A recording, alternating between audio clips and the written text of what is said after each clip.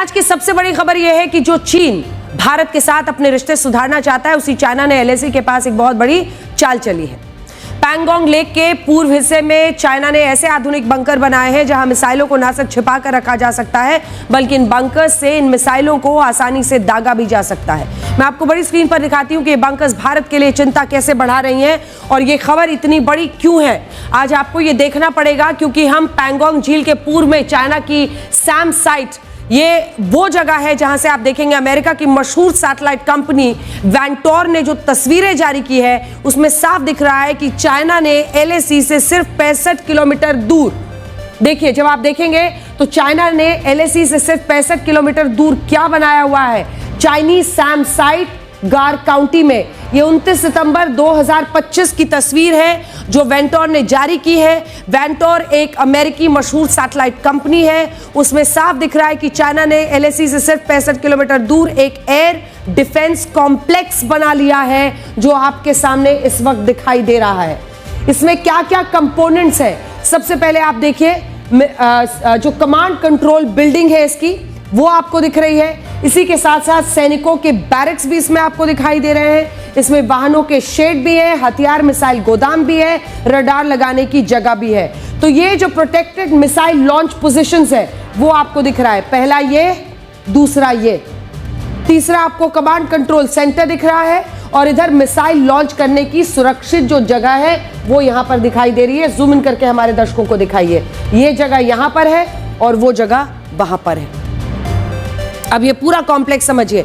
आसान भाषा में इसे हवाई हमले से बचाने वाला ठिकाना भी कह सकते हैं। अगर आप इन तस्वीरों को देखेंगे तो आपको पता चलेगा कि इस कॉम्प्लेक्स में 5 अलग अलग तरह के ढांचे बनाए गए हैं। इनमें से एक है command control centre, command control building आप कह सकते हैं, जहां से हमलों को कंट्रोल किया जाता है, ये वाला हिस्सा। दूसरा है सैनिकों के लिए जो बैरक्स बनाए गए हैं, उसमें भी आप देख लीजिए, यहां पर जूम इन कीजिए, इस वाले हिस्से में बैरक्स भी है उनके लिए तमाम जगहों पर। ये यहीं से हम जूम आउट करके आपको दिखा रहे हैं कि कहां पर क्या क्या, ये जो मिसाइल लॉन्च करने की सुरक्षित जगह है वो यहां पर है, ठीक है, और दूसरी सुरक्षित जगह यहां पर है। ये जो आप देख रहे हैं ना, ये जो प्रोटेक्टेड मिसाइल लॉन्च पोजीशंस है वो आपको यहां पर और यहां पर भी है। यहां पर बाकायदा बैरक्स भी बनाई गई हैं जवानों के रहने के लिए। तीसरा है वाहनों के लिए जो शेड्स है, शेड्स भी आपको दिख रहे हैं, वाहनों के लिए जो गाड़ियों के लिए शेड्स बाकायदा बनाए गए हैं। जूम इन कर लिया आपने, हाँ। और मिसाइलों का गोदाम, और पांचवा है रडार लगाने की जगह, जो हम आपको ये चारों रेड डॉट्स जो दिख रहे हैं आपको, ये मिसाइल लॉन्च करने की सुरक्षित जगह है। तो ये पूरा एक सिस्टम उसने बना लगा है। अब इन सब में जो सबसे खतरनाक चीज है वो है मिसाइल लॉन्च पोजीशन। अंग्रेजी में इन्हें रिट्रैक्टेबल रूफ्स भी कहते हैं। ये इस तरह के बंकर्स होते हैं जिनकी छतों पर स्लाइडर्स लगे होते हैं। स्लाइडर वाले दरवाजे आपने देखे होंगे। वो स्लाइडर वाले दरवाजे हटकर वहां से ये बंकर, ये जो मिसाइल्स हैं वो लॉन्च हो सकती हैं। हर बंकर के अंदर 2-2 लॉन्चर रखे जाते हैं, जिन्हें ट्रांसपोर्टर इरेक्टर लॉन्चर भी कहा जाता है। और ये लॉन्चर एक ट्रक की तरह दिखाई देते हैं। एक बार फिर से देखिए, जब आप जूम इन करेंगे तो हर बंकर में 2-2 लॉन्चर्स ऐसे हैं, ट्रांसपोर्टर इरेक्टर लॉन्चर्स। वहां पर जूम इन कीजिए, ये जो पहली तस्वीर है, क्योंकि इसमें हमने जूम इन की हुई तस्वीर दिखाई है। ये देखिए, ये जो स्लाइडिंग डोर्स है ना, वो स्लाइड करता है और फिर वहां से वो मिसाइल को फायर किया जा सकता है। ये ऐसे ट्रक होते हैं जो मिसाइल्स को ले जा सकते हैं, खड़ा कर सकते हैं, लॉन्च भी कर सकते हैं। अब होता यह है कि ऐसे 2 ट्रकों को हर एक बंकर के नीचे लाकर खड़ा कर दिया जाता है, और इन बंकर्स के ऊपर स्लाइडर वाले दरवाजे लग जाते हैं। समझ गए आप? यहां पर ट्रक्स वो लग गए जिन पर लॉन्चर्स हैं, उसके ऊपर से एक स्लाइडर डोर लगा दिया। ये रास्ता है जिससे वो ट्रक नीचे जाता है। ट्रक नीचे पहुंच गया, ऊपर से स्लाइडर डोर आपने लगा दिया है। तो कुछ समझ में नहीं आता है। जब इन ट्रक्स और इनमें लैस मिसाइलों को सैटेलाइट की नजरों से छिपाना होता है, तब स्लाइडर को बंद रखा जाता है, जैसा कि आप इस वक्त देख रहे हैं। और जब मिसाइलों को दागना होता है तो दरवाजा एक रिमोट से खुल जाता है। इससे सामने वाले देश को कभी यह पता नहीं चलता कि ये बंकर्स जैसे दिखने वाले ढांचे असल में मिसाइल लॉन्च पोजीशंस है, जहां से जरूरत पड़ने पर मिसाइलों को दागा जा सकता है। हम जो सैटेलाइट तस्वीरें जो मिली हैं हमें, उनमें साफ दिख रहा है कि इन बंकर्स के ऊपर जो स्लाइडर्स लगाए गए हैं वो खुले भी रखे जा सकते हैं और उन्हें बंद भी रखा जा सकता है। ये देखिए, जूम इन करके एक बार दिखाइए। जब ये खुली हुई छत है, पहली वाली देखिए, जब खुली हुई छत है और ट्रक नीचे है, और जब ये छत बंद होती है तब ये छत कैसी दिखती है आप देखिए, और फिर पता नहीं चलता है।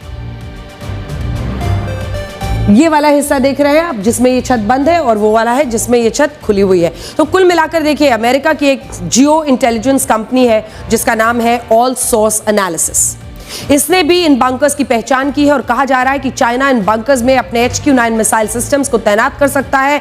ये चाइना का लॉन्ग रेंज मिसाइल सिस्टम है जिसे सरफेस टू एयर यानी सतह से हवा में मार करने वाली मिसाइलों का इस्तेमाल होता है, और इनकी अधिकतम मारक क्षमता 300 किलोमीटर तक होती है। अगर आप इन नक्शे को देखेंगे तो चाइना ने ये दोनों ढांचे पैंगोंग लेक के पूर्वी हिस्से में LAC से सिर्फ 65 किलोमीटर, ये देखिए जब आप यहां पर आते हैं तो LAC से ये सिर्फ 65 किलोमीटर की दूरी पर है, और इसीलिए ये चिंता की बात है। सबसे चिंता इस बात की है कि चाइना को ये मिसाइल डिफेंस सिस्टम भारत के न्योमा एयरफील्ड के बिल्कुल सामने है।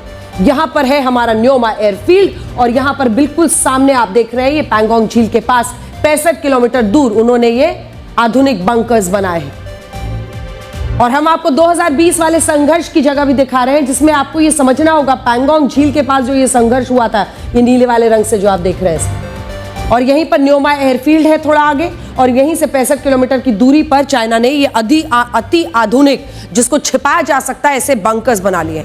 अब यहां दो सवाल उठते हैं, बड़े हैं। पहला सवाल यह है कि क्या चाइना ने इससे पहले कभी LAC पर ऐसे बंकर्स बनाए हैं, तो इसका जवाब है नहीं।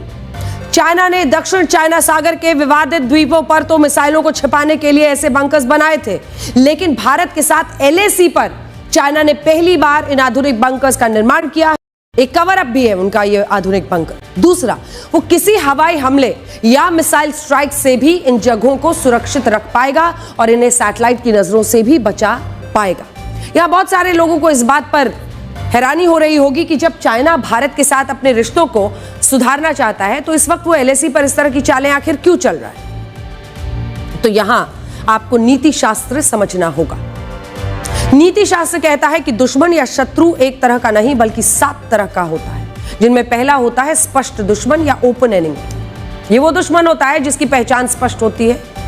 दूसरा शत्रु वो होता है जो आपके गिरने की इच्छा रखता है, जो आपका भला नहीं चाहता और आपके साथ अच्छा बनकर भी रहता है। तीसरा होता है मौका परस्त शत्रु, जो मौका मिलते ही आपको नुकसान पहुंचाने की सोचता है। चौथा होता है सिद्धांत विरोधी दुश्मन, जो आपकी सोच को मिटाना चाहता है। पांचवा होता है आभ्यंतर शत्रु, जो आपके बीच छिप कर रहता है और धोखे से आपको नुकसान पहुंचा देता है। छठा होता है कायर शत्रु, जो दूसरों के कंधे पर बंदूक रखकर गोली चलाता है। और सातवां शत्रु होता है छिपा हुआ दुश्मन। ये वो दुश्मन होता है जो एक ही समय दुश्मनी के साथ दोस्ती का छल करता है और पीठ पीछे साजिश रचता है, और चाइना इसी श्रेणी में आता है। चाणक्य ने कहा है, ऐसे दुश्मन के करीब जाते वक्त उतना ही सावधान रहना चाहिए जितना आग के पास जाते वक्त सावधान रहना जाता है। और भारत ने यह सावधानी बरती है। आज हम बिल्कुल सही साबित हो रहे हैं। चाइना आज भारत के लिए जिस रणनीति का इस्तेमाल कर रहा है उसमें एक तरफ मुलाकात है तो दूसरी तरफ मिसाइल है, और इससे आप ये भी समझ पाएंगे कि मौजूदा समय में भारत के लिए चाइना के मोर्चे पर कई चुनौतियां हैं, और चाइना के साथ रिश्ते तो सुधारे जा सकते हैं लेकिन उस पर भरोसा कभी नहीं कर